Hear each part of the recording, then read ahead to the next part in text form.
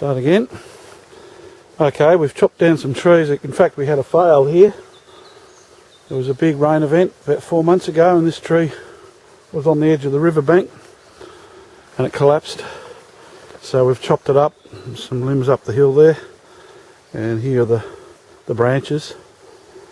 So what I've decided to do, because I was inspired by some people on YouTube making charcoal, was to have a go myself. So what I've done is I've cut about 15 holes with a angle grinder in a star-cross fashion into the base of this drum, and then bashed them out, so spreading the star into a sort of a, you know, making a gap basically, so the stars push up into the drum and create an air cavity.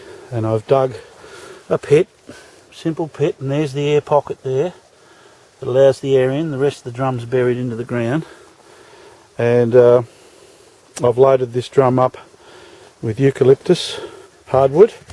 This is what's happening at the moment. If I take the lid off, it'll just explode obviously into flame, and we don't really want that for any length of time. But as you can see, there's about a third of a drum in there now. So what I'll do is just put this stick back in, allow this to vent.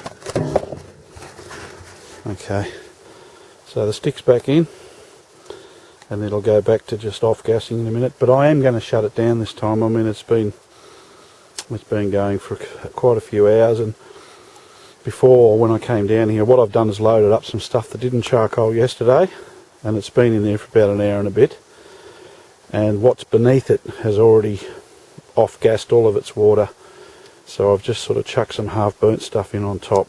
So we'll see how we go with that.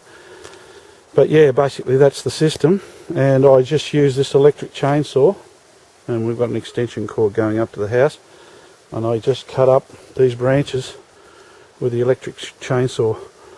If you can use an electric chainsaw, it's much better in a situation like this, because you're just basically switching it on and off at demand. You know, you're not got this loud bloody petrol thing running all the time.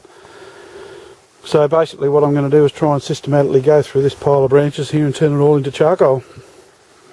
I'm sure by the time I finish that load I'll know what I'm doing. But the first load was quite successful. I'll show you some of the charcoal from the first batch that I've ever done in my life. And here it is here.